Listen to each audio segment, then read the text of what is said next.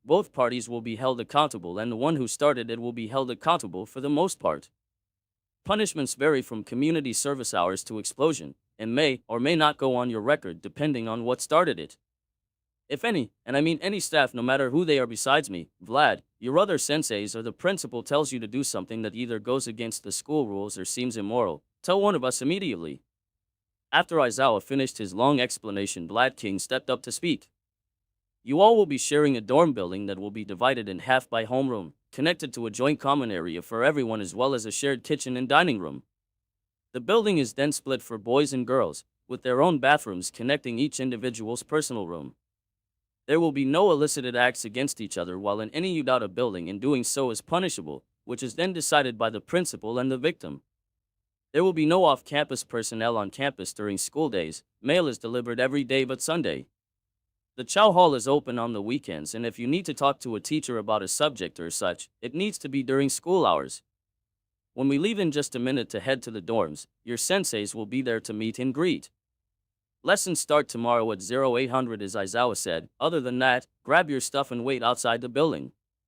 It took an hour for all 38 new Udata students to have all their stuff and gathered outside the building where 2 buses were currently waiting, where they were told to get into the buses by class. It's going to be a 5-minute drive, so you best remember the way we're going right now and keep the campus map on you. We won't always meet in the class for homeroom, and other classes may be instructed outside the school building as well, so keep that in mind. Izuku sat at the back with Ochako and Mina in the middle with the rest of the girls. It seemed he wanted to be alone, and everyone could see it too as he had his eyes closed with his head down. It looked like he was sleeping, but he was actually entering his mindscape to see a vast field where trees covering a majority of the area, with a mountain range that had a massive waterfall attached to it, a big lake, and a small area of just hot blazing sand. He was told that these places were similar to where they lived years ago before they met Naruto, and it was still breathtaking to see what his father's home was like to some point. I don't see why you didn't do worse for what the insignificant thing did. I personally would have ended that insect in the most painful way imaginable. Izuku heard Kurama say behind him, in his human-sized fox form. It was a tempting offer, but it wasn't right. That should be a late resort should it come to that, and he didn't know if he could do that to anyone, but he would if he didn't have a choice. While he may be scum, I planted fear into him so he got what he deserved. Like father like son, Naruto used to do the exact same thing to his opponents. What now? That was a good question. He only had a few minutes before he had to go back to the real world. They would most likely settle into the dorms for the day and get right into business tomorrow, since that was what Mirio had told him. They also got the chance to redecorate their own rooms to their liking, so he was excited for that. But he also needed to find out that strange signature he felt earlier today during the corp test Aizawa had them do. It reacted to his chakra, and he needed to know what that meant. We'll need to track down that signature from earlier. Maybe there are other people who could use chakra or possibly be able to wield it. There ain't any people who have chakra here in this world. They may have something similar, but nothing as strong as chakra. The most likely case is that this person is like you, having the potential to use it. It was going to be a long week with everything from classes to finding the person Izuku sent to training without destroying the area. It was time to take a leap forward after today and one step closer to his dream. Everyone was currently in the common area watching TV and talking amongst each other, some in the kitchen/dining area making some food or drinking. Izuku sat on one of the side couches with Mina and Ochako on his sides, and Kendo had pulled up a chair and sat in front of the three. It seemed they were all deciding who could decorate their dorm room best, and it was obvious that they each thought they could outdo each other. Why not have everyone join in? This way we'll be against each other and class against class.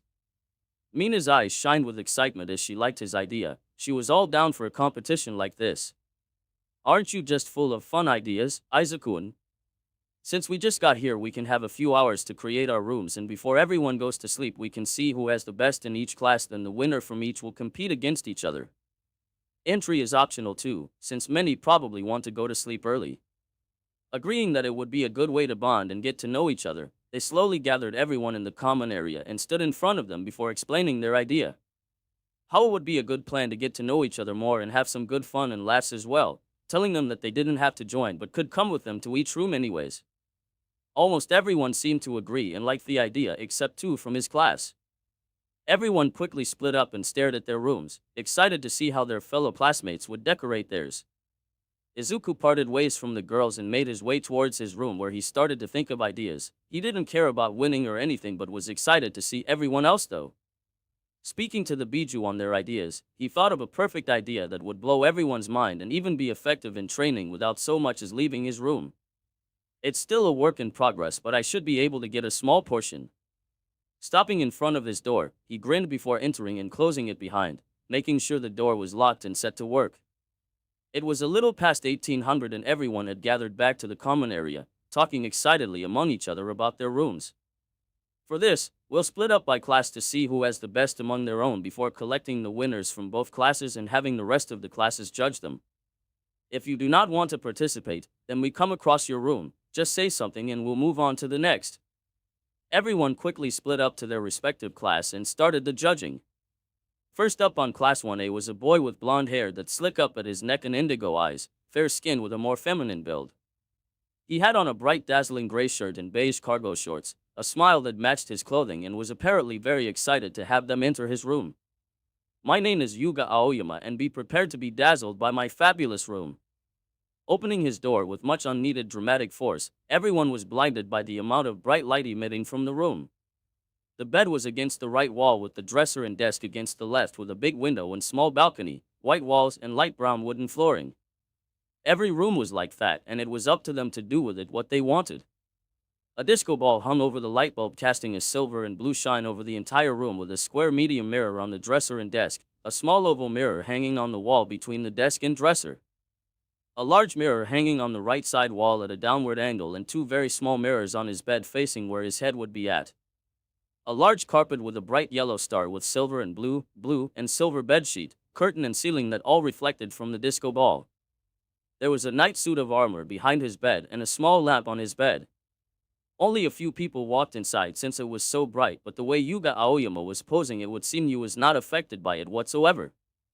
Izuku couldn't do to being too sensitive to the light and opted to watch from the outside. After a few minutes of looking around his room, everyone commented what they thought. Nothing negative, just that it was too bright for most of them, and Yuga didn't mind in the least. The next room belonged to Aida Tenya, and it was pretty normal compared to the first one. With a bookcase covering the right side and books filled in on the top half, his bed covered the bottom down with his desk behind by the balcony window. On the left was a wall shelf with extra spare square glasses and his dresser under that. It's a fairly simple layout since I don't require much, Ida said seriously, his hand choking at a fast pace. Izuku walked in and he could feel that this was really a Ida feel, having a both serious and professional but friendly and relaxed feel to it. Watching as Izuku laughed at all his spare glass and Ida trying to defend himself, everyone moved on to the next room. Next was Ojiro Mashireo, who had short blonde hair swept to the front making it look jagged with pointy ends and black eyes. He was built and fairly muscular. His tail banged up with a patch of blonde on the end. He wore an orange shirt and dark blue pants. Now my room ain't like the others, but... Opening the door to see the room is how it came, the bed on the right side against the wall with his dresser and desk on the left beside each other, and a small sit-down table in the middle of his room was the only person addition he added. So basic, Mina said, walking in with some of the others, trying to see if there was anything of interest. To many it seemed that he was a minimalist, and he confirmed it before they all excited for the next room. Meanwhile, Class 1B was also in the middle of their dorm room challenge with Kendo Otsuka leading them through the boys first. It's not much, but it's comfortable, Kaibara-san said, opening his door, and everyone walked inside to see a normal boys' room. The bed was on the right side in the corner beside the balcony window. His desk and dresser were on the left side towards the middle of the wall. There were a few cameras hanging by his bed of various designs, with a picture of him and his family on his bedpost. Kaibara-san had fair skin with a slight tan, dark brown shaggy hair and black eyes with an athletic build. He was wearing dark blue sweats and a black shirt with a camera design in the middle. These are some nice cameras.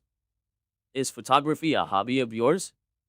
Asked one of his male classmates, drawing the other's attention.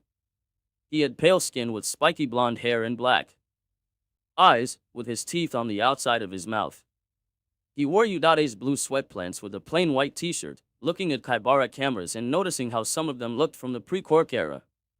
Grabbing one of his cameras, an old white square camera that was small but bulky, he took a picture of Hananuki Juzo. This is a Polaroid camera. It's more of a modern one in design, but everything else hasn't been changed since it was invented in 1948. Grabbing the photo that printed from the lip of it, he handed it to him and was surprised to see not only was it in black and white, but it was also very well taken. Once taken, it takes a few seconds for the picture to print out in black and white, which made it famous for being fast and efficient back in the day. After being asked by his classmates for a picture, they moved on to the next room. Get ready for a manly man room. Tetsu had messy silver hair that reached just above his shoulders and black eyes, with it being his eyebrows or eyelashes, no one really knows covering around his eyes. He wore a black gym shorts and a matching tank top, showing off his athletic form as he opened the door. Inside definitely made sense to everyone, seeing a punching bag on the right side by the balcony window with his bed against the right wall, a few dumbbells of different weight peeking out from underneath along with a few gloves. On the left was his dresser and desk with the drawers slightly open and what looked like he just threw his clothes in, muscle magazines and workbooks on his desk. This definitely screams muscle building, Tetsu. Kendo said, and looking at the magazines on his desk, a pound smile of the said boy. His goal when doing his room was to make it similar to how he had his old room but with less equipment, taking only what he needed for right now. Is this the newest strength reduction punching bag from Muscle in Tokyo? Asked Shishida Jirota, his beast-like classmate. His whole body is covered in brown fur besides his face and golden eyes, his bottom fangs pointing out, and wears small rectangular glasses. Tetsu beamed as he looked over at his punching bag, one that cost him a lot more than he ever thought but was worth every yen. After excitedly explaining about his punching bag and a few more questions on the posters, everyone moved to the next room. Over in Class A, everyone was halfway done with the boys after skipping Bakugo's room, and now everyone was excited to see how the strongest in their class designed his room. Izuku waited before he opened the door and everyone's eyes widened at seeing it. I definitely owe Kurama big time for this. The reason for that being is because instead of it being the standard size room, with the exception of Todoroki Shoto redesigning the interior, the size of his room was vastly bigger but without it affecting the building or outside. Everyone walked in speechless and were trying to find the words to even ask how he had gotten it to become this big, because all rooms were made to be the same size without exception, and the only exception that could be changed was the interior design. This was twice the size and had no interaction with the rooms beside his nor the building in any way. They were also surprised by the interior as well. Tatami mats that were designed for both everyday living and workouts covered the entire flooring, the wall and ceiling being made of what looked like oak wood paneling with the balcony window being covered by shoji screens. It was similar to Todoroki's room design. On the walls were strange symbols that some of the others noticed, strange kanji they could understand in large black ink. How is this possible? Mina shouted what everyone was thinking, cause it didn't make sense to anyone given what they were told about his quirk. Izuku couldn't tell them the truth even if he wanted to. A shiver went down his back at the hell he's already gonna receive for doing this, so he would go for another half-truth. My quirk allows me to manipulate my physical and spiritual energy, and to an extent others as well. Showing everyone his hand turns a light blue before letting it dissipate.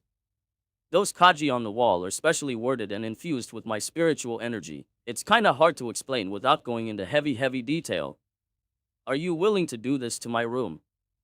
Said the electric blonde excitedly at the prospect of having a bigger room. Izuku took a second to think, but hearing a deep growl in the back of his head made him pale at the consequences that he'll face. Sorry Kaminari, I can't. Over on Class B, everyone was now starting with the female dorms, and the first was a tall girl with green vines for hair and fair skin and dark green eyes. She was wearing a pink nightgown with her hair in a ponytail. May my room bless everyone. Opening the door, everyone was surprised at seeing a large cross hanging on the wall beside her bed, but other than that it was fairly normal besides some torn rose flowers on her dresser and family photos on her desk. Since the age of quirks came, many religions were abandoned and very few still exist from pre-court times. While few in numbers, they didn't reach out to others about their faiths. Greet one another with the kiss of love. Peace to all of you who are in Christ Jesus, 1 Peter 5 verse 14. I had no idea you were a religious person, Shiozaki. Kinoko Komori said, messing with the helm of her yukata sweat bottoms with her white t-shirt tucked into it. Komori had honey brown hair styled into a bob that resembled a mushroom top with a warm brown color for her cat-like eyes and fair skin. She was one of the shortest girls in Class B. While we have grown smaller over the many years, Many of us still hold Jesus in our hearts for dying for our sins, and we pray that everyone lives a long and prosperous life no matter what. Many of the students' sweat dropped at seeing Shiozaki fall to her knees with her hands clasped together as she continued to go on for the next several minutes as everyone filtered out.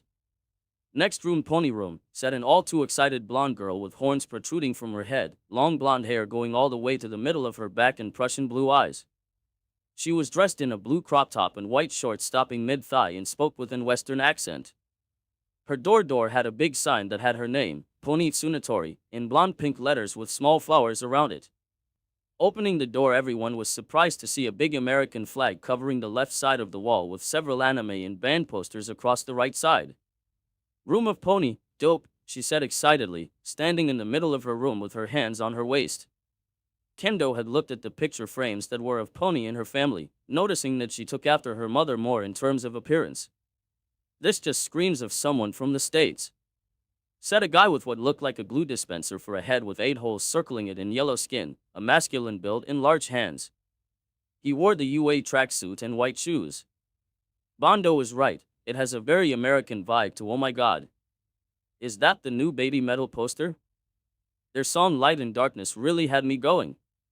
Tokage Setsune exclaimed with her green hair in a ponytail, dark green eyes staring at the poster of said band. She wore light green sweats with a gray shirt that had a small lizard printed in the middle. Pony nodded excitedly as she and Tokage Fawn irked over the band while everyone prepared to move on to the next room. Everyone soon met back up in the commons room, each with their own individual ballot box, everyone writing a name on the piece of sticky note and placing it in the box. Remember, the winner of each class will then be inspected by the other class, and then everyone else will vote to see who has the best overall dorm room. Mina reminded everyone as she slipped in her boat, before Kendo, and she started counting the boats while everyone mingled with each other. After a few minutes, Mina and Kendo finished counting the ballots, with Uzumaki Izuku winning for Class A and Kendo Otsuka to her own surprise. Izuku took Mina's place and walked beside Kendo as they were announced with the best rooms within their class. Now for the final round. Starting with Izuku's room, everyone from Class B were gobsmacked at how big the room was and the interior design, since none of them even thought about changing the floor or wall plan in their rooms. Giving them the same description of how he was about to expand the size of his room with special kaji infused with his quirk, they explored his room. Tetsu found what looked like a small workout area with a punching bag, several heavy and light dumbbells, and kettlebells. He already knew by looking at him that Izuku was strong, but now the silver-haired boy wanted to see how strong he was and if he was able to get through his quirk. Uzumaki, we should have a sparring session this weekend, he shouted, and he was met with Kirishima also shouting for a sparring session, especially after demonstrating his strength during the quirk test their homeroom teacher had them do. Kendo chuckled at the boys as they talked to Izuku about sparring with them, turning back to look at his desk and seeing a single photo of him with what she assumed were his parents. She could tell that he took after his mother with looks, but looking at the make, Kendo couldn't help but wondered if her friend had inherited his father's quirk or if it was a mutation. Thinking about it now, she really didn't know that much about her green-haired friend, since he never really talked about himself, and if he did, it was small things that he used to divert the conversation. Maybe something happened for him not to talk about it, but something was telling her it wasn't as simple as he would probably make it out to be. After everyone got a feel for his room, they all made their way towards Class B's female side to look at Kendo Otsuka room, the last room before they did one last vote. Kendo knew it was hard, impossible really, to undo Izuku's room, but she hoped that the feeling would help her class win. Opening the door, Class A was overwhelmed with a feeling of comfort as they walked in the Orangenette's room. All the furniture that came with the room was on the right side of the room, where the desk was in the corner by the balcony doors. There was a space in between her dresser and then her bed. On the left was a large 3-seat couch with 2 one-seat cushion chairs beside it. There were also 2 good-sized bean bags under her bed. A large fluffy soft gray rug took up the middle of her room. Several pictures of different landscapes and buildings hung on her wall with 3 picture frames on her desk. She had a small television on her dresser with a movie player beside it. The overall room made it seem like it would be the perfect place to hang out and chill with a small group of friends. The girls especially liked it because it would be perfect for a girls' night for them. What a homey feeling, Kendo, Nina said as she plopped down on the couch with Ochako and Pony. Kaminari, Kirishima, and Tetsu sat down on the soft gray rug. This is no joke, one soft rug, girl, Kaminari said. Kendo rubbed the back of her head sheepishly as she watched everyone mingle in her room, as she took a seat on her bed. This seems like a room you would have, Itsuko-chan, Izuku said, taking a seat beside her and looking at everyone talking. Everyone talking and getting to know each other, it's nice and relaxing in a way. Remember when we were training and even though you were dying of sweat and body ache you still pushed yourself to finish my ridiculous workout plan? It was times like that and these right now that are sometimes the most peaceful ones. Kendo remembered those days and even though they were mainly training and sparring, it was one of her happiest memories as it had brought the two of them close and become friends. Everyone began to leave and make their way back towards the commons room to cast one last vote between the two rooms, as the two finalists stood up by the ballot box. Once everyone was done, Mina went up and began to sort out the votes, calling out the names and marking how many the two had. With the last folded up vote that would break the tiebreaker, Mina held her breath as she opened it up and with a long-awaited suspense, and the final vote goes to Kendo. Class B jumped up and shouted with joy at having won the competition. Kendo stood surprised at having won after seeing Izuku's room but nonetheless was happy to have won. Class B reigned supreme, ahahaha, shouted a boy with short blonde hair and blue eyes, a mocking smirk on his face as he pointed at Class 8. Y'all were supposed to be better than us but we, Class B, beat dash. He fell down unconscious as Kendo gave a cop to his neck before Tetsu flung him over his shoulder. Everybody quickly went their own way as it was late and they had classes in the morning. Izuku watched as everyone left tired but in a good mood nonetheless. Taking out his phone he called his mother and apologized for calling so late and explained what had happened. After a few more minutes they hung up and Izuku made his way towards his room where he was met with Kurama as the others were currently with his mother back at the house enjoying freedom. I found the general area but not the specific human, but they seem to be a first year like you but in another course. Kurama climbed up on the bed as the greenette joined him, laying down on his back. Be ready for training after classes tomorrow. You gotta know what was gonna happen when you asked me for present to do this. Izuku nodded his head as sleep started to take him, exhaustion setting in after a long day. It's been 2 days since the start of the new school year and everyone was immensely surprised by how normal it was, beside the fact that all the classes were taught by pro heroes. They had yet to do any real hero training but some intense workouts with Aizawa-sensei who seemed to enjoy watching them suffer. It was now Wednesday as they all waited for what they expected to be another intense workout session when All Might burst through the door in an old costume, everyone excited to see the number 1 hero dramatically enter and walk towards the podium. I will be Class 1A's sensei today for your hero class, young heroes. Everyone shouted excitedly as it seemed that they would finally be doing actual hero training. Today we will be doing. Pausing for some suspense, he pulled out a card that said Battle Trials. We will be doing indoor battle trials. But for that you must look like heroes. Pressing a button, the wall opened up and out popped suitcases that had everyone's assigned numbers. Now young heroes, grab your suitcase and head off to ground beta. With that he dashed out and the students followed soon after at a normal fast pace. In the male changing room, Izuku was the only one who didn't have a suitcase but a duffel bag that had all the males confused. How come you don't have a case, man? Kirishima asked as he started taking off his clothes and placing them inside the locker. Izuku only unzipped it and pulled out a black sleeveless shirt that had an attached mask that covered his nose down, a midnight black cloak that didn't have a hood with matching black baby pants, and a plain gray face mask. I had mine made by someone I know personally. The topic was soon changed as when Izuku took off his shirt, all the guys stared in bewilderment at how physically ripped their green classmate was. Damn, Midoriya. What kind of training did you do to get a body like that? This time it was Kaminari who spoke and grabbed everyone's attention. Over in the girls' changing room, they heard Kaminari speak at how fit he was and it drew all the girls' attention to the wall to hear better.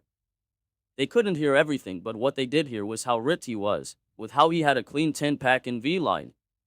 All the girls' faces were red before they went back to changing into their costumes, wondering what their powerful green hair classmates looked like. Everyone slowly exited and Izuku was the last one who exited with his blank jerry mask tied at his waist and his face clearly visible. The moment he stepped out, everyone stared at him in absolute shock. He stood taller than most everyone there at 6 foot 2 inches, dressed in all black clothing, his black sleeveless shirt hugging his body like a second skin with the black cloak going all the way down to his feet. While more plain looking than most of the others, it gave a serious feeling around him. It was like they were staring at an upcoming hero. He walked up to the front where All Might cleared his voice and brought their attention to him. Most villain action you see on T.V happen outdoor in the open, but the most dangerous ones hide indoors. Which is why we will be splitting up into villain and hero groups for a 2v2 mock battle. Bakugo grinned at that. He would finally be able to show these extras and that damn nerd his power. What about the fundamentals, All Might Sensei?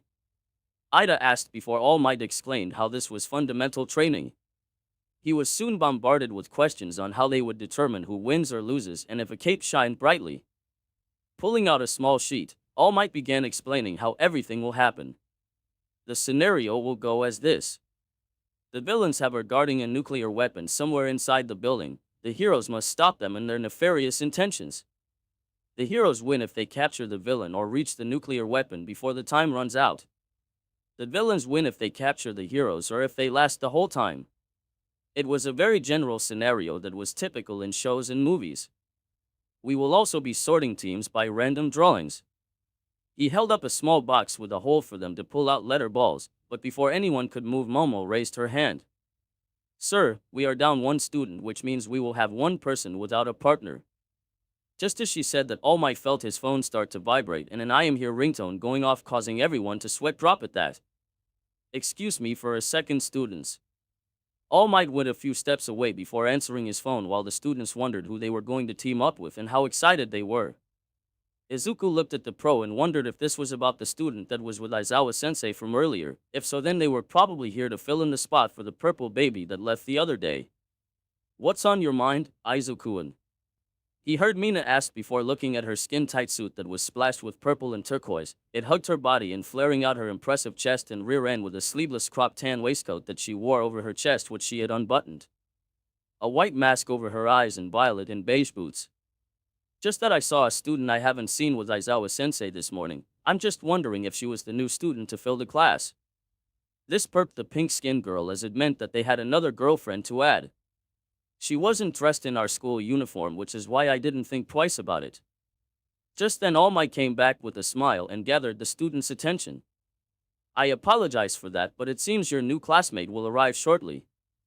In the meantime, we will continue to draw names, and whoever doesn't have a partner will have your new classmate. Everyone came up one by one and garbed a ball from the box with a letter on it, pairing up with their partners. Izuku was paired up with Azui Tsuyu, going against Todoroki Shoto and Tokoyami Fumikichi. Izuku didn't know much about the two besides what he saw from the quirk apprehension test their homeroom sensei had them do, but he knew Tokoyami had a senti-like quirk while Todoroki had an ice and supposedly fire quirk. Since they would be the third group to go, everyone else made their way towards the monitor room to watch the matches. The first group was Jiro Kyoka and Shiro Hanta versus Hagakure Toru and Kaminari Denki, which Izuku had his notebook out to take notes on battle strategies and how his classmates used their quirks. What are you doing, Midoriya-san? Karo the Greenette looked to his side and saw Azui look at the notebook, chuckling to himself as he handed her the book. Battle strategies and quirk analysis. She handed the notebook back just as the match started. How do you think this will go? He thought about what he knew about these four and he figured that Team A will win due to quirk advantages, and unless Kaminari has good control at this age, then he would be limited with Hagakure around. Hagakure will probably try to sneak up on them while Kaminari stays behind or plans an ambush, but with Jiro quirk she'll be able to tell where they are and Shiro will be able to catch them with his tape. It was just as Izuku said, as their invisible classmate had stripped off her gloves and shoes while Kaminari stayed and prepared in case they split, but thanks to Jiro, Hagakure fell into their tape trap and captured her. Kaminari seemed to have lost focus for a few seconds, which made him unable to react in time to the sound wave that blasted him into the wall, knocking him out. It was a quick match, and with the next group already on their way. Izuku was writing down everything he saw from their moves and possible strengths and weaknesses. He felt eyes on him and realized that he was muttering out loud. What is that, Midoriya bro? Kirishima asked, seeing his notebook, which also brought the others' attention to it, but Kugo scowling deeper seeing it. Before he could speak, there was All Might who cleared his throat and everyone saw someone new. She had a pale complexion with white hair tied in a high ponytail and covered the right side of her face, gray piercing eyes that looked over everyone in the room. She had a very voluptuous figure dressed in a thin armored black sports bra that stopped 3 inches below her breasts and black spandex running shorts that stopped a little before her mid-thigh and hugged her bottom tightly. Black elbow and knee pads, a thin metal respirator and face mask, ankle-high combat boots, purple gloves that exposed the back of her hands, and a black utility belt with garters. There was something off about her, but Izuku couldn't figure it out and wondered if he was just overthinking it. This here is Heizono Kanako. She will be in our class from this point forward, and I expect you all to make her feel welcome. Soon after, the first team arrived, and All Might had them discuss how the battle went. Izuku didn't pay much attention to the discussion as he locked eyes with Heizono before the next team started heading out. Before he knew it, it was his and Ajui's turn as the heroes against Todoroki Shoto and Tokoyami Fumikage who were playing the villains. Izuku knew this was going to be a hard battle since one was able to do area attacks and one was a long-range user, but that didn't mean he didn't have a plan. I have a plan on how we can win this, but if you have any suggestions, I'm all ears. Ajui listened as he explained the plan as they made their way towards the villain's hideout. It was a 2-minute walk and they were given 5 minutes to plan before starting, which they took full advantage of. We have 15 minutes before time runs out and the bomb goes off, but we'll never make it in time nor very far. Todoroki could just freeze the whole building or just create blockades, while Tokoyami doesn't need to be in eyesight to use his quirk and attack. Pointing at the building blueprints they were given, Uzumaki pointed towards the top 3 floors. My guess is that the bomb is on one of these floors, and since the stairs are on the opposite side for each floor, which is a lot of ground to cover and not enough time. He could just sense them, but then it would be too easy, and this was a great time to see how his classmates' quirks worked. On the left side of the building is a fire escape that leads all the way towards the roof. If you can make your way up that side, I can distract them long enough for you to find it.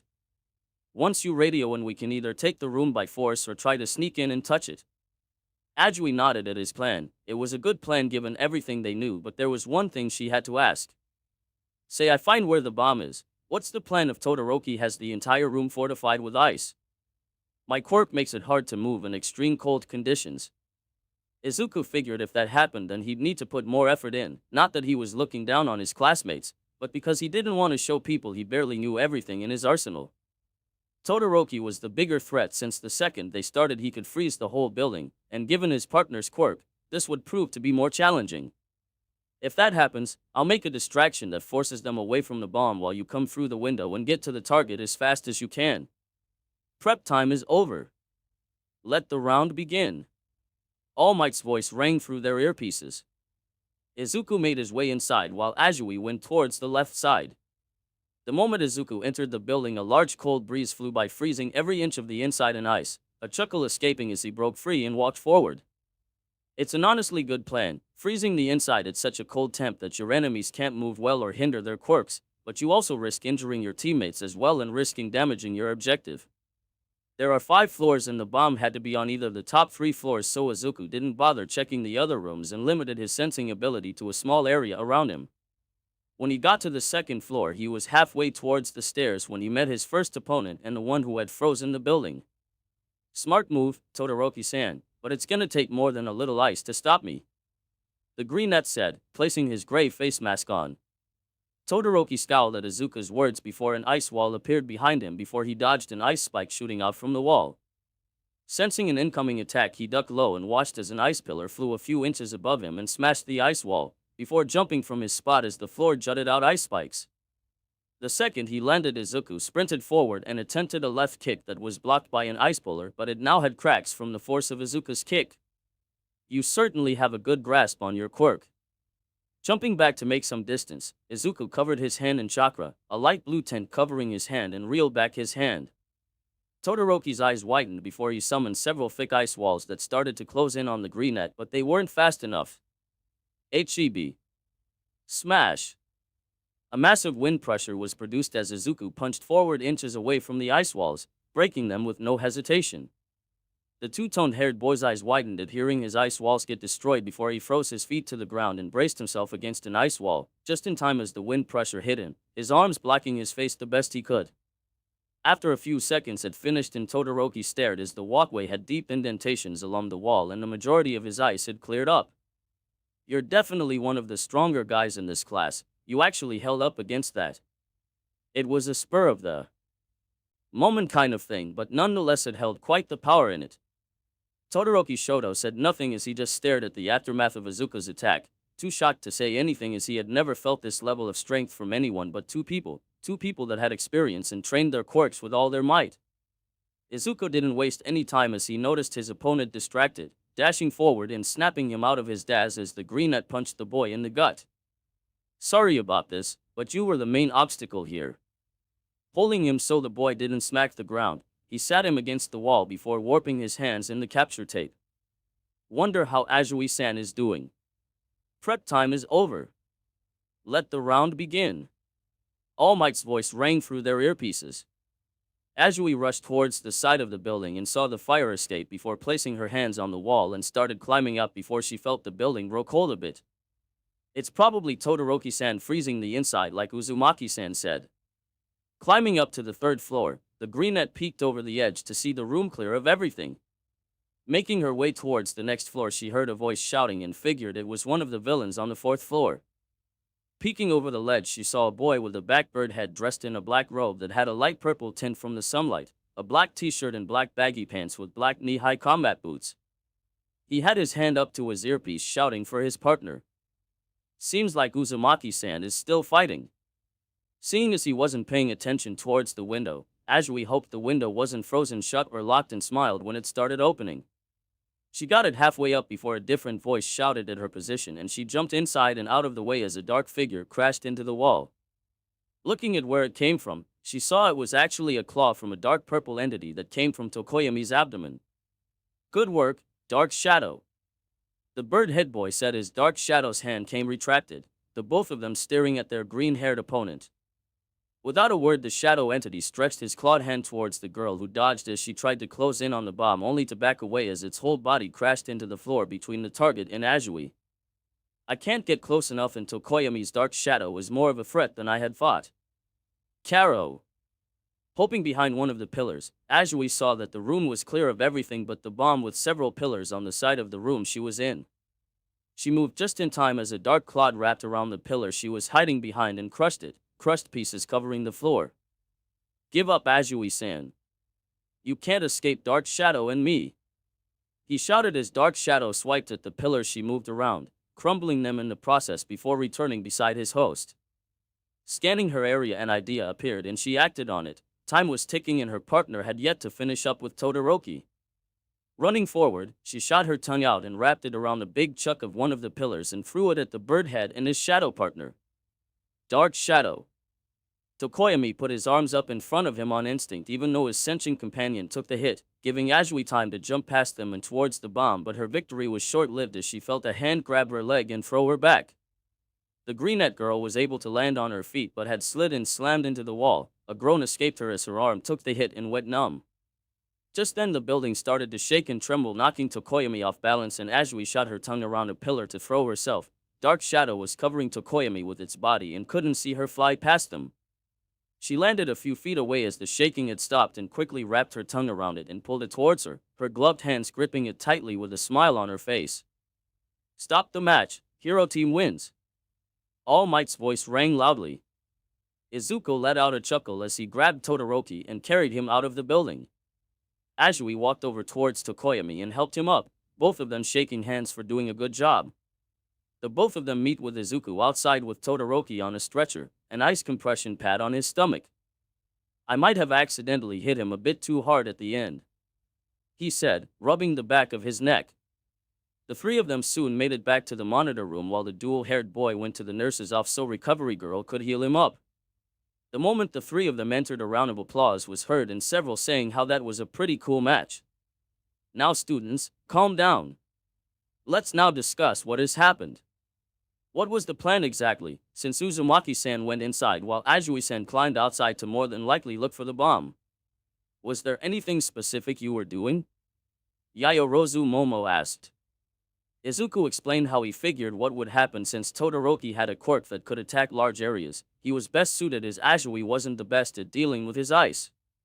He was basically stalling since he was the main threat before time started to tick by and he ended it. Azui then told them what she was doing, peeking in through the top three windows to find the room and how she was having a difficult time getting past Tokoyami in Dark Shadow. Luckily, when the building started to shake and tremble, it gave her the opening to secure the bomb. That punch you did towards, how did you do that? Izuku chuckled and explained how he did something similar to All Might Sensei punches, and that it was an improvised move that was risky on his part. After a little more discussion, Ajui was named the VP for the match for securing the bomb and using her partner's risky move to her advantage. The next match was Uraraka Ochako and Kirishima Ijiro as the villains versus Yaoyorozu Momo and Heizono Kanako as the heroes. This was definitely going to be an interesting match to Izuku as he had his notebook open ready to write down everything he saw from this match. Uraraka and Kirishima were in a different building due to the damage from the last match, coming up with a plan to defeat the heroes.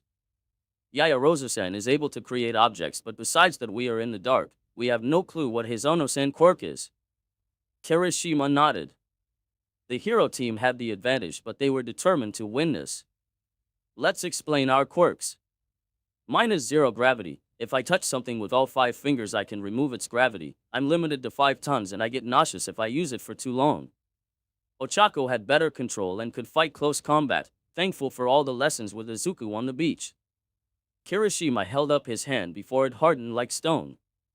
My quirk is hardening. I can harden my entire body like stone and can tank quite a lot before I start to feel it. They were both close combat fighters and their costumes reflected that.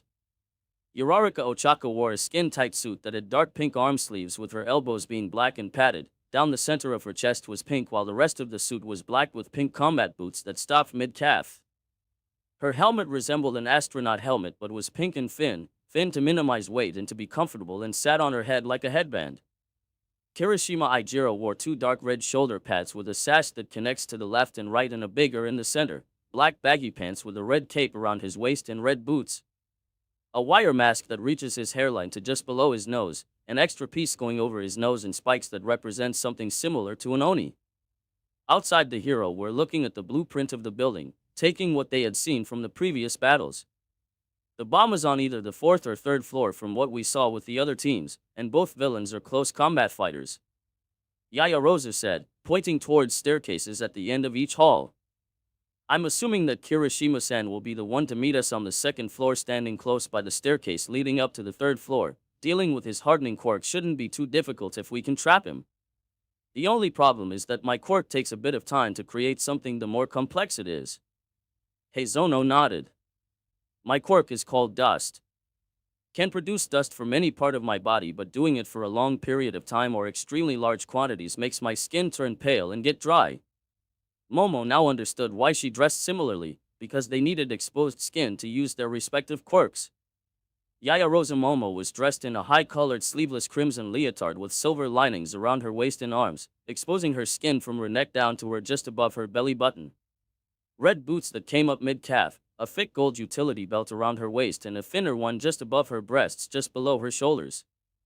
Heizono Kanako wore a black armor shorts bra that stopped 3 inches below her breast, black running spandex shorts that stopped mid-thigh and ankle, black combat boots, thin black armored elbow and knee pads, a black utility belt with garters, and a thin face mask with a metal respirator. I say we go up to the 2nd floor as fast as possible. I doubt they would do anything on the 1st floor. Whether my guess is right, if you can block his vision then we should be able to get past his hardening. They weren't given any more time as All Might signaled for them to start, the heroes running up to the 2nd floor. They got halfway before Heizono held up her hand for them to stop.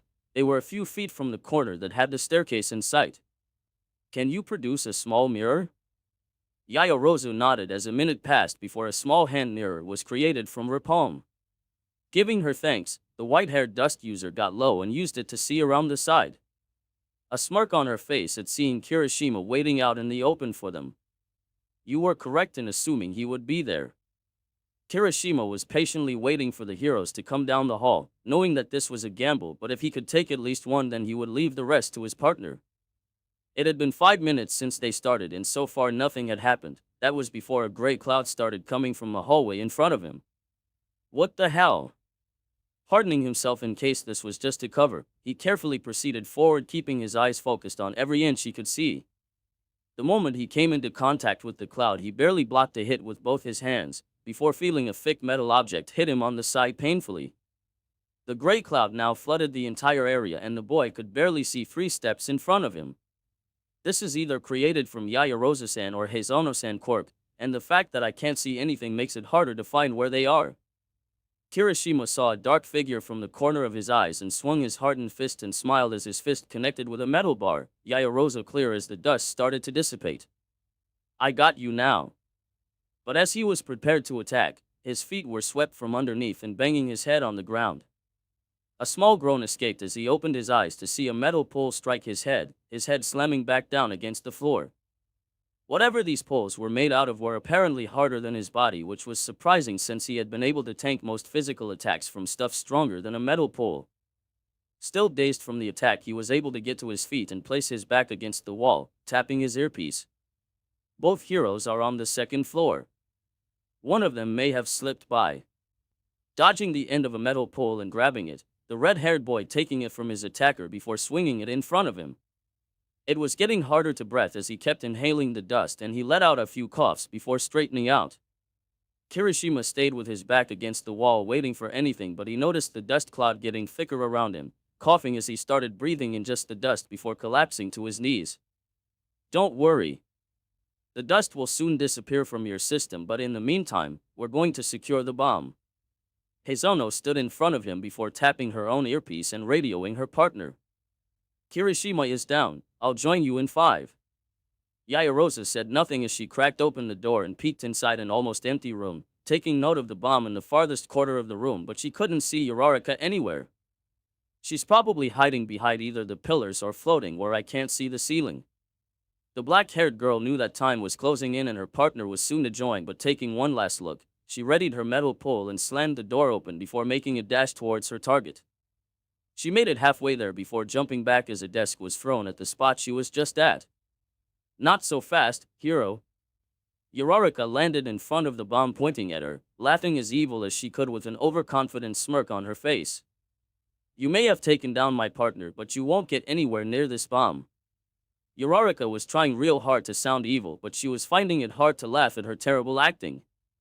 Yayarosa stared at her. I got 2 minutes before Heizono gets here. I need to stall.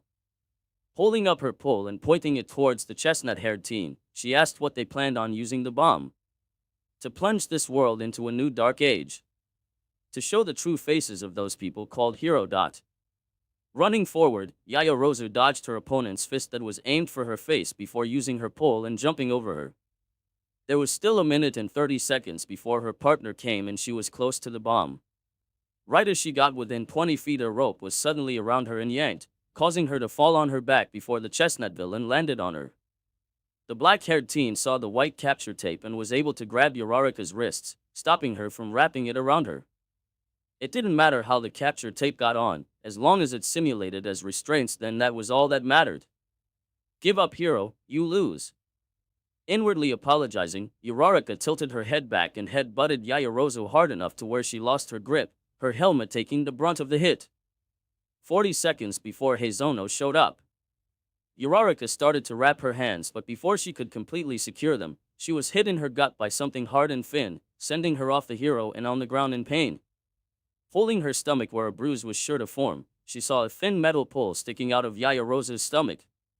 My head is still spinning from the headbutt, and creating the pole took more lipids than I wanted to use. Ochako got up and knew that was the last of her strength, walking over and wrapping her legs together, effectively taking her out. Using her quirk to move the unconscious hero out of the way, Uraraka grabbed the pole that she had first used when entering and getting ready for the next hero.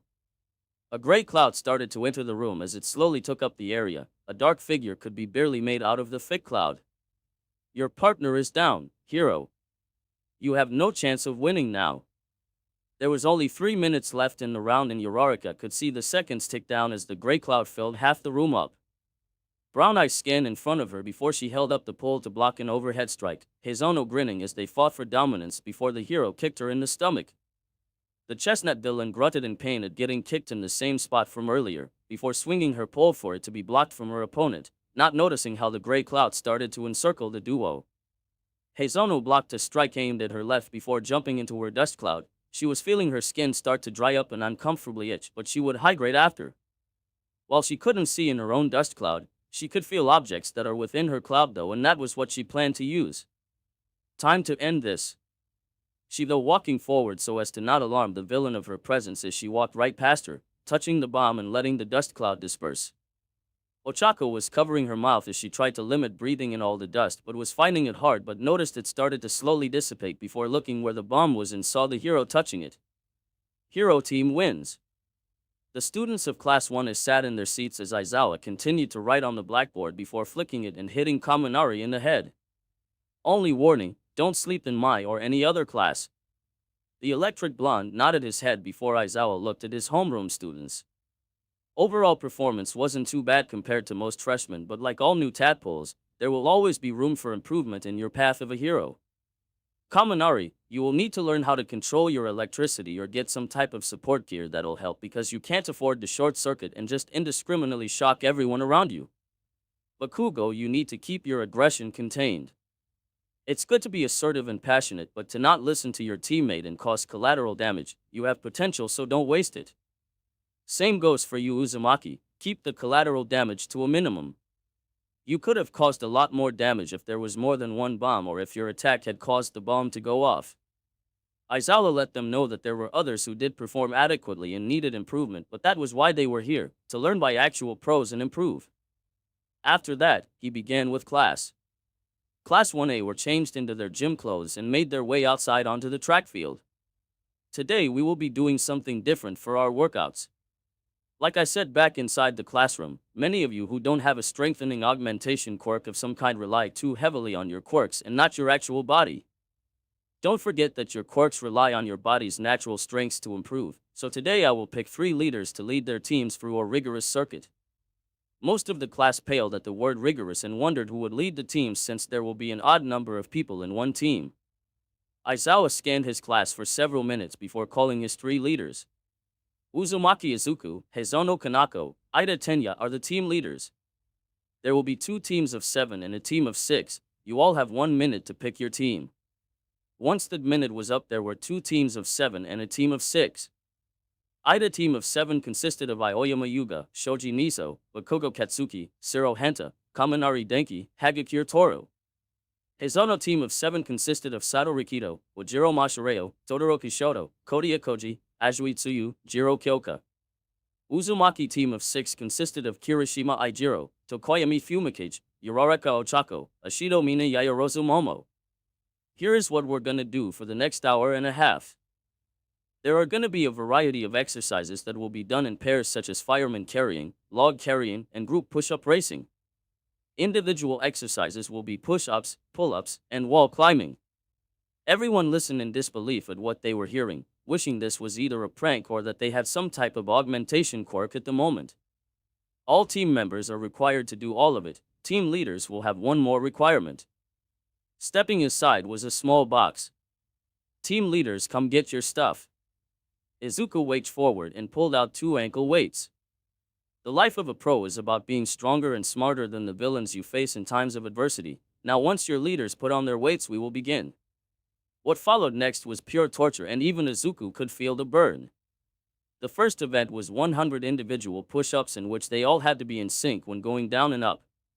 Several members on each team who weren't as strong had struggled on this, but the first team to move on was Team Uzumaki, who started their fireman carrying right after. Each member had to carry each other 30 yards and back before moving on. Team Ida followed with Team Heizono a few seconds behind. Fireman carrying is mainly focused on speed, as one person lays their body across another's shoulders with their legs locked around one arm and pressing on their lower back. As long as the person being carried ain't in an awkward position, then it is a pretty easy task. The first one was Izuku, who effortlessly carried his team back and forth the 30 yards. Halfway through, Team Ida and Heizono came and began carrying their teammates. Even without using his quirk, Ida was one of the fastest in his class and was able to finish up just as Kirishima was carrying his second person.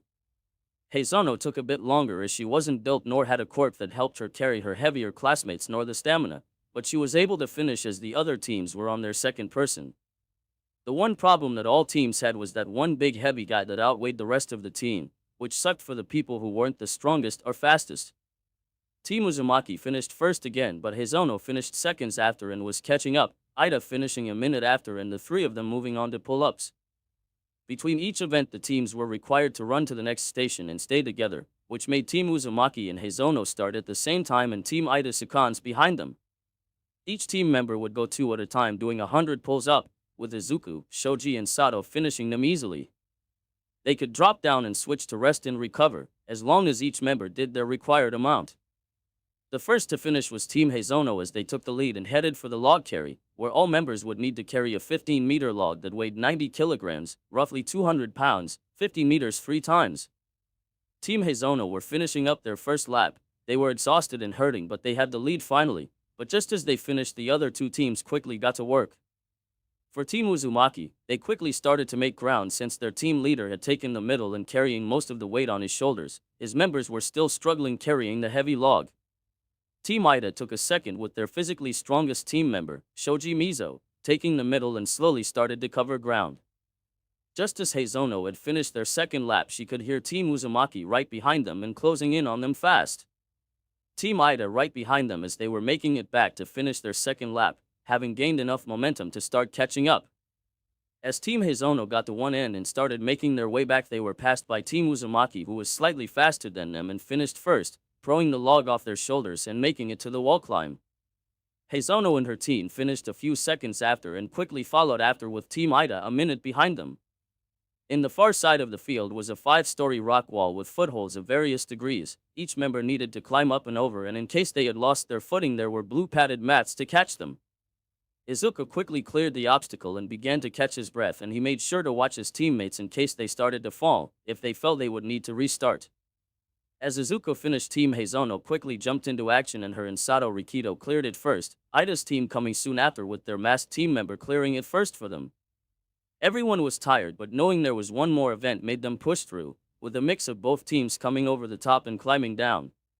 Team Uzumaki capitalized on their 6-man team and were the first to make a run for the track for their last event. Team Heizono was right behind them and gaining ground, with Team Ida following after. Both Team Heizono and Uzumaki made it at the same time and quickly got everyone down and into position.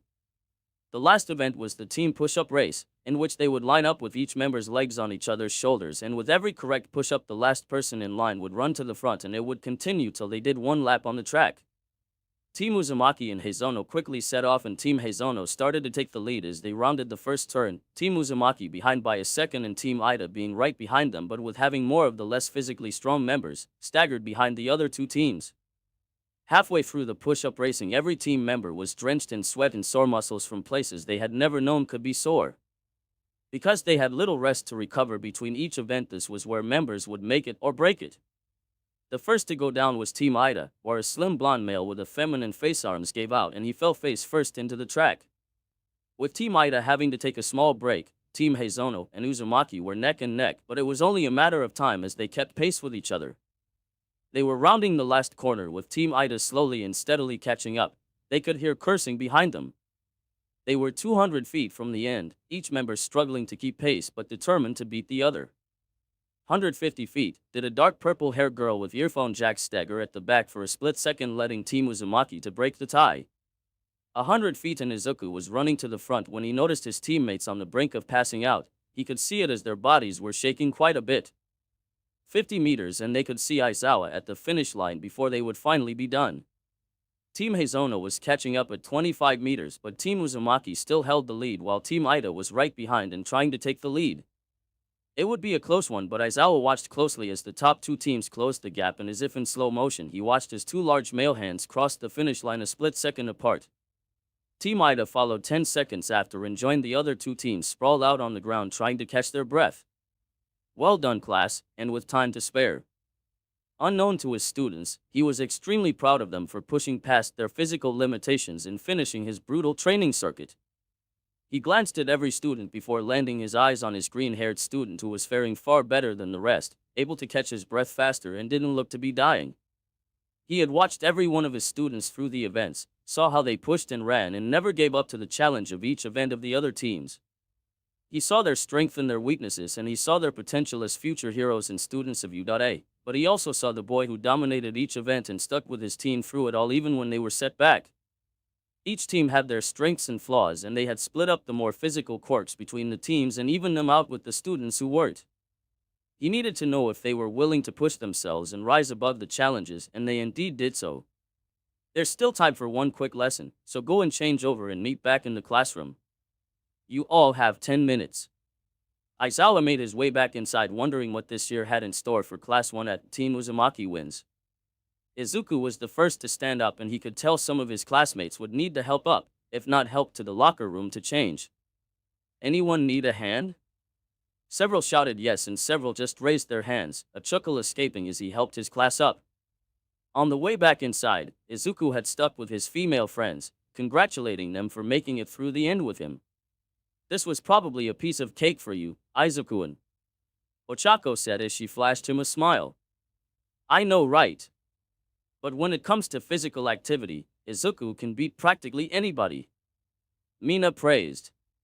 The girl's compliments made his cheeks burn red as he scratched the back of his head, but he also felt guilty because he couldn't tell them how he would have never been here if his father never came into his life. He couldn't tell anyone that he is quirkless even when he has this power, but he promised himself that he would use it to save people and his community from any threats. After a quick shower and changeover, everyone started making their way to their seats, where Aizawa stood at the front. Let today sink in.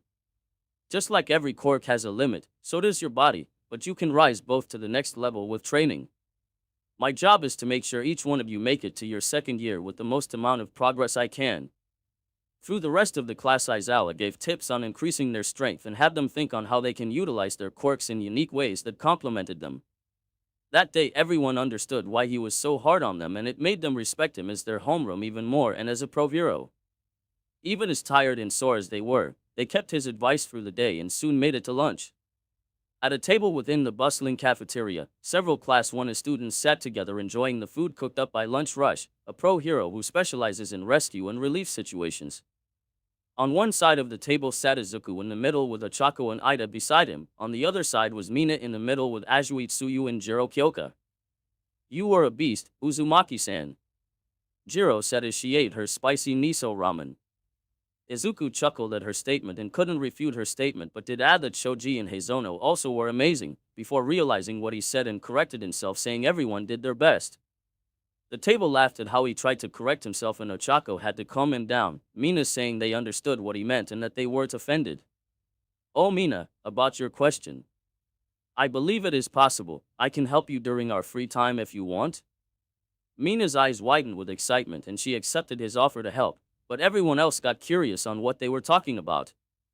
But before anyone could ask what they were talking about, a loud alarm went off, causing Jiro to cover her ears with a slight grimace.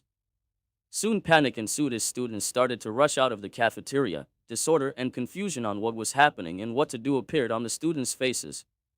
Class 1A was no different as they made their way out and were swept up into a crowd of panicking students. Izuku was able to grab Mina and Jiro and saw Ochako with Ida and Azui with Shoji, his eyes sweeping the crowd to find his classmates when he felt and heard a familiar cry from a few feet in front of him. In the blink of an eye, he grabbed Mina and Jiro while channeling chakra to both his feet and vanished as both girls appeared on Shoji's shoulders, confused on how they got here.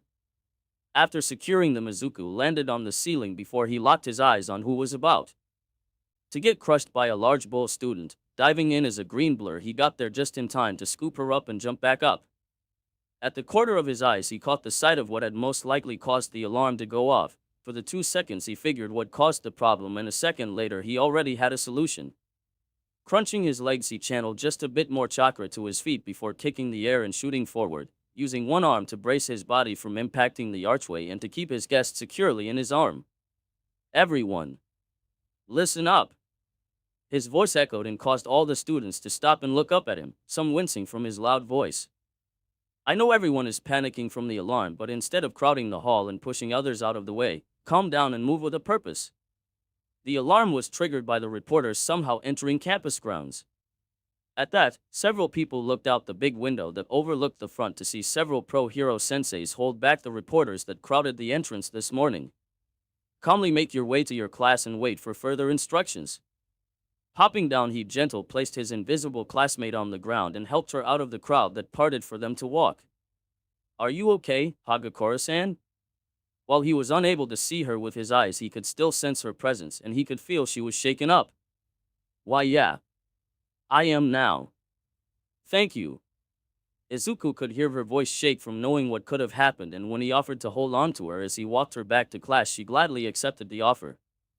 Through the walk, Izuku had started light conversation to get her mind off what had happened and to get to know his female invisible classmate better, which seemed to help as she let out soft chuckles and felt her start to calm down. They soon made it back to the classroom and saw that there were a few who had either gotten out at the front of the crowd or had eaten at another spot that wasn't crowded with students like the cafeteria. Walking her to her seat, he checked one more time if she was fine and was met with a gentle resounding yes before he made his way to his own way. Sitting down, he closed his eyes and leaned back in his chair and started to think about what had just happened, since it should have been practically impossible for anyone who isn't authorized to get through the Udata gate. Which meant either one of these reporters had a quirk that allowed them to get in or an outside factor let them in. But for what reason would anyone let in reporters when it did not affect anything? He also thought of the system having a small malfunction, but the possibility of such a thing happening was a good 0.1% chance. Izuku shook his head, since there was nothing he could really do about it, since this was a Udata staff problem. All he and the students could do was hope that this was something of a rare misstep in Udata security. It didn't take long as the rest of Class 1A entered and took their seats, followed by their homeroom sensei entering and doing a quick count. As some of you already know, the alarm was indeed triggered by reporters entering unauthorized, but that does not mean classes are over. While somewhat shorter, classes will resume and continue as normal.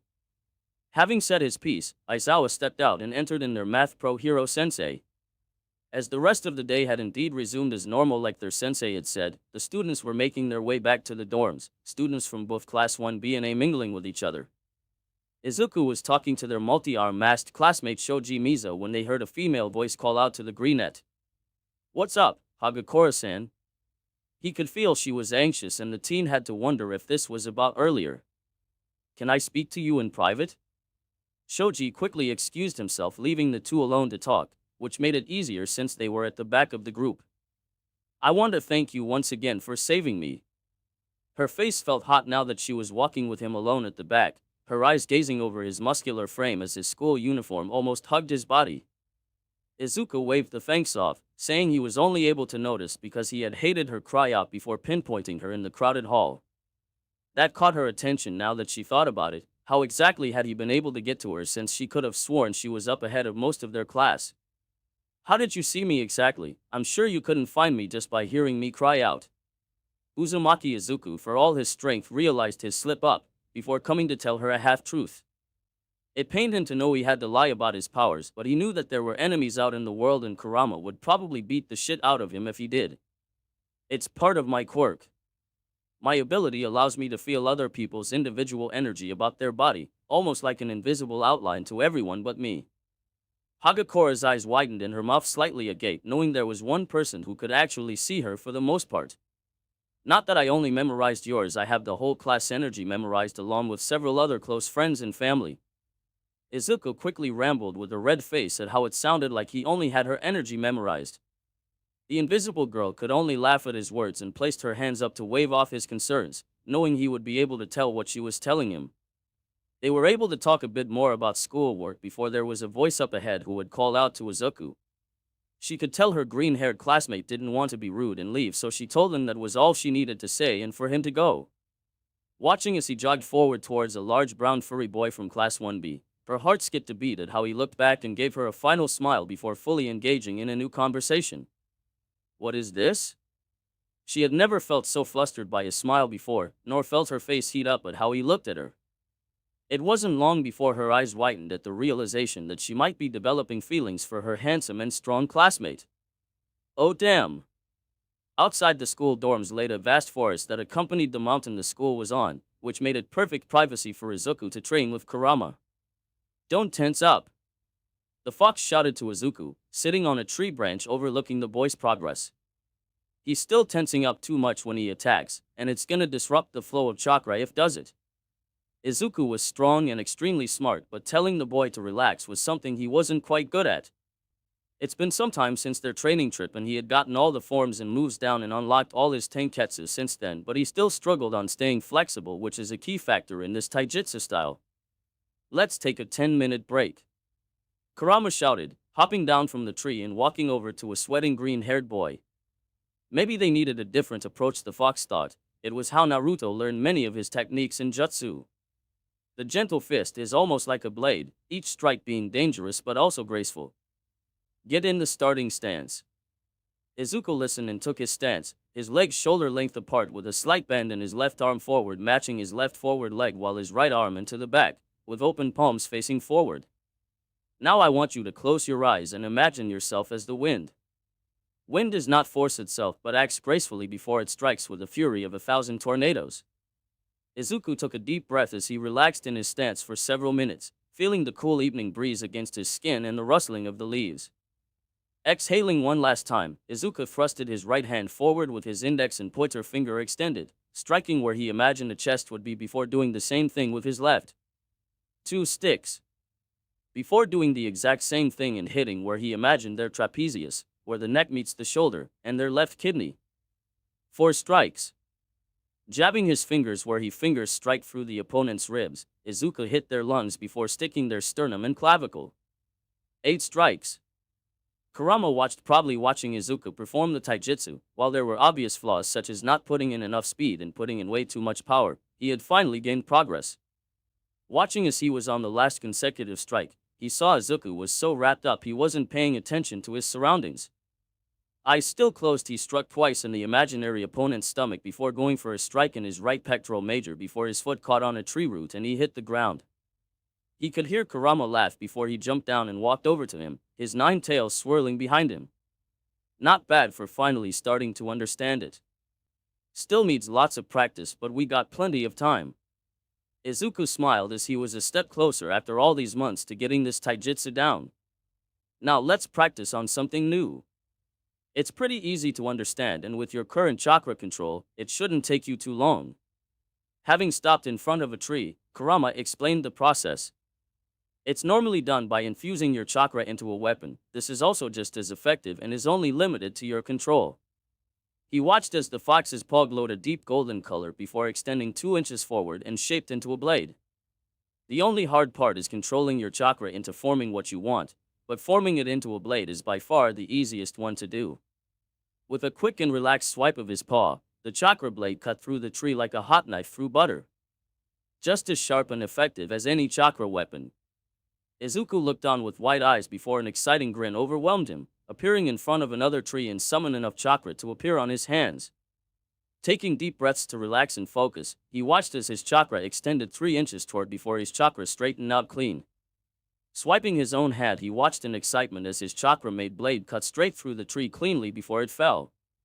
That's as fucking cool, he said before feeling a tail smack the back of his head, hearing the fox tell him to watch his language. For the next 2 hours, Naruto made clones and had them work on his chakra control while he worked on improving his ability on chakra-made weapons, wondering what were the limits of the weapons he could make and how long they would last, the amount of damage they made depending on how much chakra he put in. So many theories he wanted to test out but had to eventually stop since his chakra was running low. Creating and using chakra-made weapons took a lot of his Kage-level chakra reserves. Class 1 sat in their seat anxiously as they waited for their homeroom teacher to finish his sentence, dreading if this could have them expelled or not. To pick your class president and vice president, he said before the class quickly shouted that they wanted to take up the role. Aizawa listened with annoyance, but before he could flash his quirk to them down, Ida had stood up and quieted down the students and suggested an election to decide on position. Many questioned who they should pick since it's only been less than a week since class started and it wasn't enough time to get to really know all their classmates. With what we as a class have witnessed from the start of the school, there have been many instances of students who would make excellent candidates, but as a class we should be able to see that there is one among us who has shown exemplifying characteristics of a true leader. The way Ida spoke with such conviction that he persuaded the others, adding that they should vote for other people and not themselves as it could lead to several recounts and problems. After 10 minutes of everyone writing their vote and slipping it into a ballet box courtesy of their Yaoyorozu Momo, Ida had written their names down and tallied with every vote. It soon became clear as a majority of the class had voted for one surprised green-eyed boy in Yaoyorozu Momo. The two now stood at the front of their classroom where Izuku looked at the amount of people who voted for him one last time before addressing the class. While I am very much surprised to see how many people had voted for me to become class president, I will do my utmost best to exceed everyone's expectations. He gave the class a slight bow before he was met with several people clapping at his speech. What are you talking about, Yuzabro? The way you were able to take control of the panicked crowd yesterday was so manly. Several people pointed how he was not only extremely strong but also a great strategist from their first battle training. He also listened and helped them during Aizawa's hellish torture training.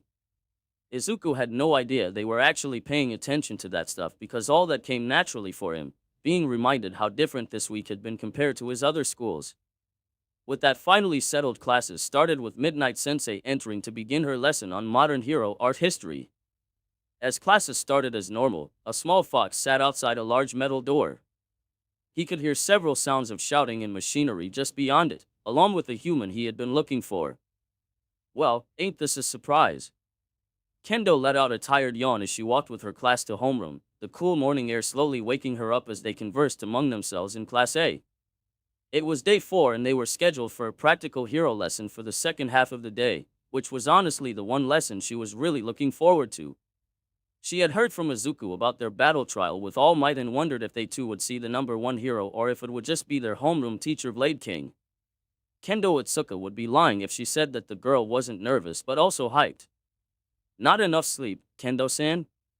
Kendo's teal eyes looked to see shoulder-length dark green hair and matching green pair of eyes, standing a little bit shorter than the orange-jet girl. Good morning, Tokage-san. I was just up training for the Izuku-san this morning. Kendo forgot how intense the green-haired boy trained, even if it was purely physical conditioning. Tokage smirked at the closeness between the two class presidents, something everyone could see by how familiar they spoke with each other. He also gave me pointers on how to improve my quirk, so I'll be implementing that in today's practical hero lesson if possible. Izuku always had a fresh perspective on quirks, but it always amazed her every time. Tokage looked curious but didn't ask since she liked surprises, and as long as they weren't against each other then it was fine. Tokage glances at her fellow greenette as he talked to two of his female classmates, watching how close he was with them as he was with Kendo. He doesn't even know the feelings of these girls. This could definitely be exciting. Despite her boyish demeanor, she was still a girl who loved romance stories, and what better than to see it within her classmates. Think he can give me some advice? You did say he was a quirk analysis frantic. She didn't need Kendo to know that, as the boy was always seen with a notebook labeled quirk analysis and a number for the volume of the book, which was in the double digits if she remembered. He'll be more than happy. God knows how much quirks fascinate him given how strong his own quirk is. There it was again. She had heard from a few class of students talk about how strong his quirk was and how often he trained outside of school hours, but there was a mysterious feeling surrounding the boy and his quirk that she just couldn't seem to understand. The green-haired boy was by all means perfect, from how he already had 3 girls crushing on him and would probably have more in the future. Strong, smart, handsome/sexy, funny, interesting, but maybe it was because of her quirk she could tell that there was more to his quirk than what he was showing and telling. A sly smirk etched on her face as she wanted to know more about him, about what he was hiding from everyone. Class B were dressed in their hero costumes, waiting in ground beta for their sensei to come. Manly costume, Kendo-san. Tetsu said as he gave her a thumbs up. Kendo wore a knee-length turquoise chipa with a Kevlar corset under her breasts, and white-heeled navy blue boots with wide vamps. She had a black domino mask around her eyes and a brown utility belt around her waist with a satchel attached to the back, a pair of dark green and black gloves tied to her belt. You are rocking the martial art custom. Kendo scratched the back of her neck, her hand brushing against the gloves. Thanks, Tetsu-san. Your custom also matches your quirk.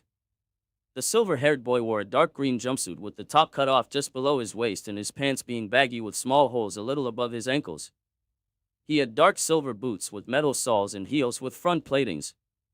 In his upper body he had steel straps over his shoulders and under his armpits, which connected to a red cover in the center of his chest, with thinner metal bands over his biceps and wrists, finishing off with a metal jar guard. Manly, right? He flexed his body, exaggerating. Kendo only chuckled at his classmates' antics. He did indeed seem to have more muscles than brains in her opinion, but was still a good person. She looked over at her classmates' unique customs and she could already see the design reasons, something she most likely picked up on because of her green-haired friend. Before her mind could wander too far, she caught sight of their homeroom sensei enter the class. Good afternoon, Class B. All Might said loudly as he walked in behind Vlad King, dressed in his silver H costume like he did for Class A. The students were extremely excited at seeing the number 1 hero walk onto the testing site for their class today. My good buddy Vlad will explain the scenario for today's battle training. Vlad King for his part sighed but nonetheless gathered his class attention so he could get some things done. Listen up, Class B. Once I explain today's class, I'll be leaving, so make sure to listen to All Might Sensei. The class beamed at that. Today will be 15 minutes of indoor battles, where we will be grouped into pairs of heroes and villains. The objective is that the villains have a bomb that threatens the city and its citizens. They must protect it by any means. As heroes, we must capture either the villains before the time runs out or capture the bomb. Pulling out a roll of white capture tape and stretching it out. Heroes will each have a roll of capture tape. If they are able to restrain the villains with this, then that person is declared captured. If the heroes are unable to capture them, then a knockout is acceptable, but any unnecessary violence is unacceptable and the battle will be stopped. There was a clear underlying threat of punishment if they should do so. Anything else, All Might will explain to you. Make sure you all put in your best, as I will be reviewing the battles for homeland tomorrows. With that, Vlad King exited the battlegrounds to do up some dreaded paperwork. Alright class, now it's time for everyone to be paired up. Pulling out two small boxes from out of nowhere, he had each one of them draw a ball with a letter on them. Class B already knew this from their sister class and were excited to see who they were paired up with. Kendo smiled as she saw her partner walk over to her. He had a light green mohawk and yellowish green skin, his face resembling a praying mantis with two hook blades coming out from his cheeks. Glad to be working with you, Kamakiri-san. Kamakiri wore a dark green cloak and black pants with reinforced Frito boots, a mask around his eyes and a tan shirt with a black zigzag pattern going down the center of it. You too, Kendo-san. Let's shred them to pieces. The Orangeette matched his competitive spirit with her own, watching as All Might pulled another two boxes from nowhere. Now let us pick our first two teams. Reaching inside, he pulled out two balls with the letter A and F on it. Our first two teams shall be the hero team A and the villain team F. Tokage looked at All Might in pure disbelief before turning towards her opponents, feeling like she jinxed herself from this morning. You ready to do this, Kaibara-san? The greenette asked and was met with an excited grin. Hell yes. Time to show them how we spin to the top. He joked as he let his fingers rapidly spin. Tokage laughed at his joke, now feeling a little bit less nervous. Kaibara wore a black windbreaker with drill patterns going down his neck and arms, a large white trench coat and finger gloves. The villain team has 10 minutes to make their way to the building and make a plan. The hero team will follow shortly behind. Tokage and Kaibara started to head out, looking over the map of the building they were going to be in. We should set up on the 4th floor as far back from the stairs as possible, knowing they probably won't look through the first, and start on the 2nd floor. Tokage said as she pointed towards the stairs. We can also block the stairs leading up to the 3rd and 4th to buy us some time, so make sure to slash away when we get there. Kaibara nodded as he could use his quirk to destroy the stairs and he could deal with Kamakiri. Their real threat was definitely Kendo. Not only was she proficient with her quirk, she also had a strategic mind and excellent combat ability. I doubt if the two of us went against her we still wouldn't win, so we need to either split them up or run the timer. Against a team that was a heavy offensive one like this, Tokage knew she was outmatched, but she could detract them on each floor and provide surveillance. Making it to the tower, the two quickly made their way inside where there was a paper bomb on the 3rd floor. Let's move this bad boy to the 4th. While that was happening, the hero team were on their way now.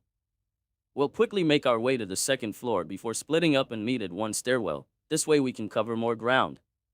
Kendo and Kamakiri looked at the map to see two sets of stairs on opposite ends of each of the 5 floors, with dozens of rooms and windows scattered to random rooms. We'll need to be careful of Tokage's quirk.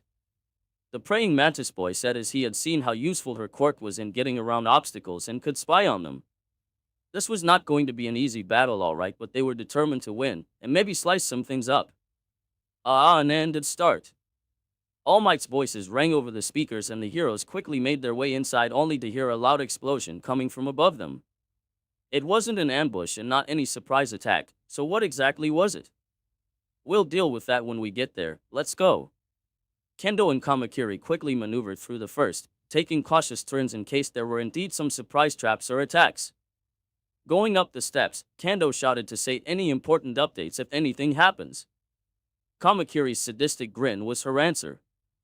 Separating the moment they stepped onto the 2nd floor, stopped at her first hallway and walked forward while slowing down her breathing and closed her eyes. You need more than just your eyes to see, Izuku-chan. While her senses weren't as sharp as her green-haired friend, The orangeette girl could hear quite well in a small radius around her. Opening her eyes, she once again started to quickly make her way toward the next set of rooms were 2 turns away. Kamakiri slashed across his last room to see it empty and released an irradiated sigh before heading back to his partner. On the way, he passed by the staircase and stopped as he saw it had been destroyed, small craters littering the floor and walls all around. Kendo, we may have a problem. His foregoing enthusiasm was replaced by a serious tone. Just then there was another and much louder sound of something explosive just above them. We have a big problem, Kendo. I'm heading towards you right now. The green-haired boy broke out into a run. He needed to relay what he just saw and what they were most likely doing. They had already spent just about 5 minutes already and time was ticking. He quickly met up with his partner who was looking up the stairs before giving her attention to him, telling her how the opposite staircase was destroyed and that the sound they just heard was more than likely than destroying another stairwell. Kendo knew they had the advantage when it came to overall combat power, but given their environment, this goes well with the enemy's abilities, especially with Tokage's quirk. They're trying to run the clock by destroying at least one stairwell in each floor, and we won't know till we get there. It also means they probably aren't on the 3rd floor but either on the 4th or 5th floor, but it could also be false hope and they are on the 3rd floor. Kamakiri waited for Kendo to share what she was thinking. Change of plans. Here's what we're going to do. Tokage smirked as her left eye locked onto the hero team. Good job, Kaibara-san. There's less than 10 minutes left. We have a good chance, but it won't fool them for long. With her orangeette classmate's tactical mind, it would only slow them down but not stop them. Looks like they're heading up now, but now it's my turn. One by one her body parts started to break apart, Kaibara opening the door to allow the hopping limbs to exit the room to do their job. The only appendage left of Tokage was her ear and mouth that he had in his hands. This was indeed a risky plan because he knew they had the advantage when it came to their position, but they also lacked the firepower the other team had. He just hoped the small space of the building would be able to limit their quirks like his green-haired classmate said it would. The black-haired boy would be lying if he said he wanted to fight against his classmate, but they were being graded on how well they did, not on who wins or loses, so he restrained himself to his partner's plan. I have my left eye following them, but they'll soon leave my sight. At that point we'll lose them completely on the 3rd floor. Kaibara looked at the fake paper nuclear bomb and then out the window. If they get close, I'll be able to hold the both of them off for a few minutes, so if that happens. Placing the 2 appendages on the ground, he closed in on the nearest pillar and had his hand start to spin at extreme speeds before swiping at it and making it split in 2 uneven halves. I'll block the door with the pillars. The one good thing about Tokage clan was that they only had to run the clock, so they didn't have to run around and split up on the lower floors. They are heading up the stairs to the 4th floor. Tokage had her right ear placed by the stairs, and while they were on the far opposite side in the last room, they had split up to cover more ground. Dragging the 2 halves, Kaibara placed them directly in front of the door to where only the top half was exposed. That should buy them a minute, as there was just 5 minutes now. Shit. It looks like they aren't even checking the other rooms. They are heading directly to us. With Tokage split apart, it was only him who now needed to buy time for them to win. He could hear their footsteps and raised his arms. If he activated his quirk, then they would know to be careful. Watching the door open, he activated his quirk the moment he saw the 2 halves double, leaping forward only to come into contact with a huge gloved fist that smacked into his body. Kaibara landed in front of the nuclear bomb as he watched them rush in and split. It was a losing battle now, as he couldn't fight one without letting the other pass by. I need 1 minute to have all my body parts here so I can resemble myself. 1 minute, he could try and do that. The first to get to him was Kamakiri, who had 2 long blades on his forearms and a crazy grin on his face. Ducking under a horizontal strike, he kicked out his left leg, causing him to fall on his side. Quickly locking his eyes on Kendo, he used his quirk to drive his hands on the ground, breaking off a small piece and throwing it at her legs. Glad he had taken up baseball in middle school and junior high, but was surprised when she kicked it back and hit him straight in the gut. Fuck. Let's win this, Kodai-san. Tetsu exclaimed, pounding his fist together, finally excited for it to be their turn to battle. Kodai responds with a dull "yay" as her face remains expressionless. Kodai Yuhi had black hair that stopped at her shoulders with cerulean eyes, wearing a red bodysuit with a white collar trim and a matching V that runs over chest and upper arms. a short white skirt that stopped mid-thigh, band braces, and a red baseball hat. Finishing off with a white waist utility belt with various pouches that produced soft clicking sounds with her every move.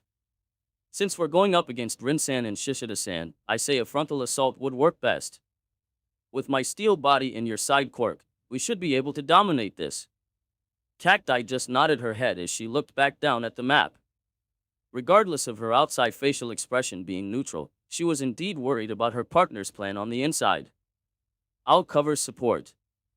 Hearing All Might start the battle, both hero team members quickly started to make their way inside.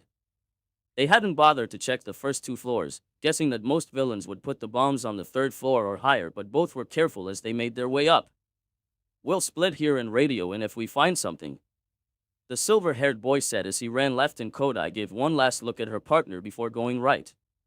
Tetsu wasted no time and punched everyone's door down to find only empty rooms, before coming to the last room on the third floor. After this he would radio his partner and they would head to the next floor taking different staircases. Just as he pulled his arm back, his eyes widened when the metal door blasted off its hinges towards him and crashed into him, pinning the boy against the wall. Run-san was indeed correct. There was a soft feral tone to the boy's voice as he walked out of the room, his entire body covered in brown fur and having a beast-like appearance. Then again, he only guessed you two would split up. I was lucky to run into you, since you are the main threat here. Tetsu pushed the door off him and could feel his left side throb from where the door hit him since he only had his hand covered in steel and not his entire body.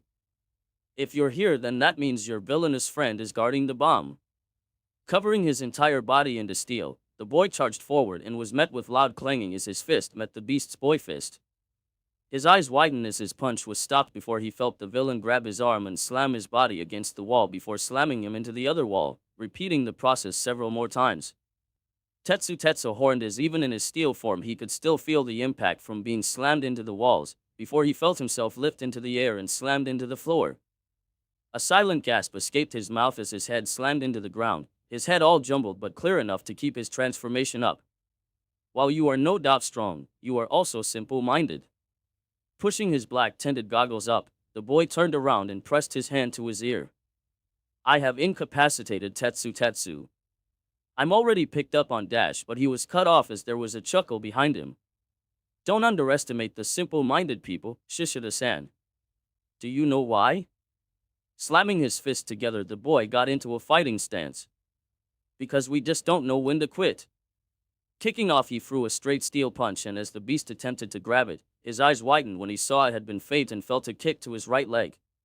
Going on one knee, he had looked away for a split second, and that was the end of it as a silver fist connected with his jaw and the boy crashed into the ground. While not many to trick your enemy, a hero must if he is determined to win, he said before slumping into the wall and radioing Kodai in the situation, not taking her long to find the two and wrapping her capture tape around Shishida's hands and feet. Thanks, Kodiya-san. He chuckled with his hands wrapped around his sides that were slightly discolored from getting slammed into the walls repeatedly. Are you okay, Tetsu-san?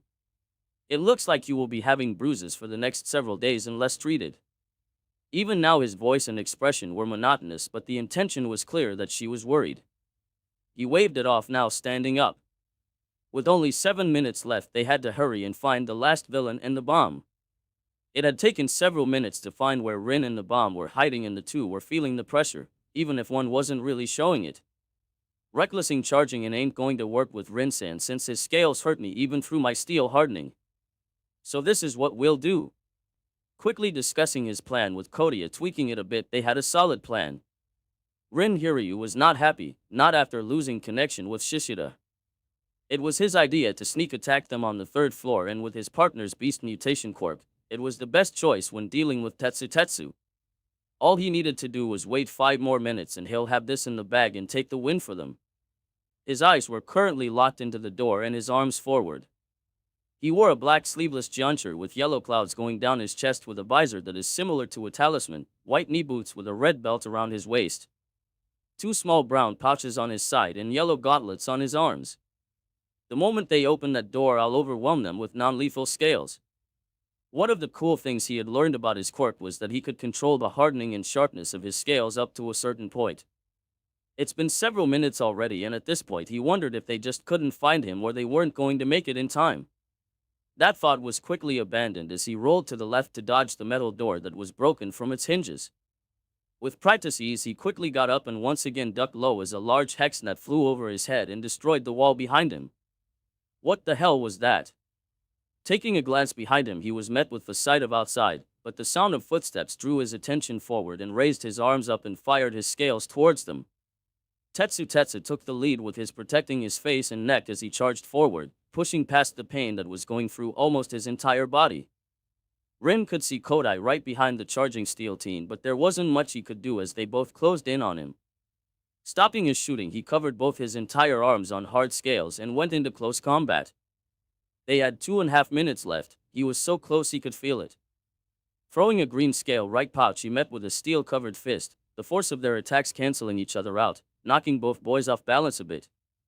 Seeing this, the size Quark user dashed towards the bomb that was 30 feet away with her arms stretched out.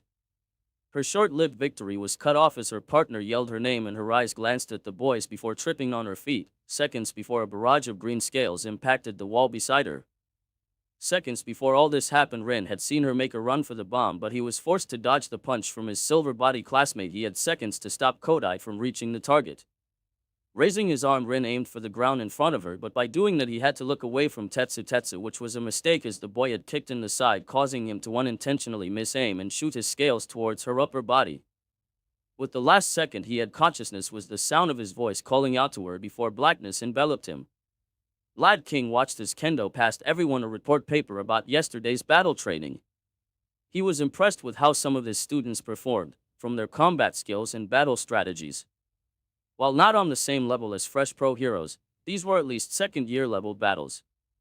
These are battle reports on yesterday's training. Some performed better while others needed work, but don't let this discourage you. These reports may change given the environment and situation you are in.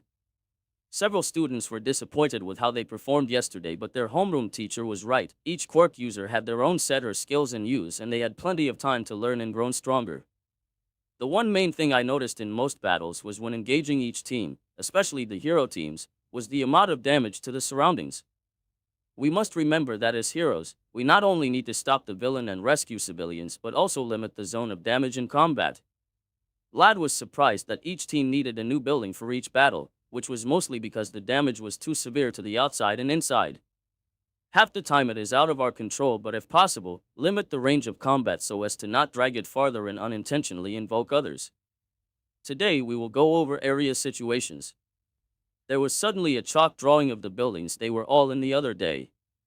As heroes we have to be aware of our surroundings as much as possible, which goes into our strategies and engagements.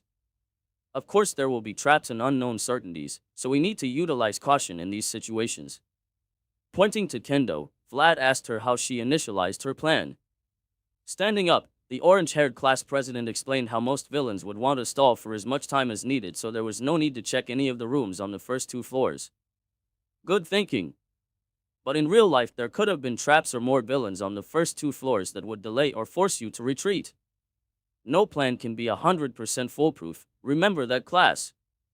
The rest of the time the class went over how they thought of their plans, some referencing other teams' plans. Vlad could see that while they at least thought out some of their plans, they were without any real direction. He could see how some plans could have been better or if they just did something completely different, but he was still proud of his class. Especially with 2 students, Itsuka Kendo and Monoma Nito.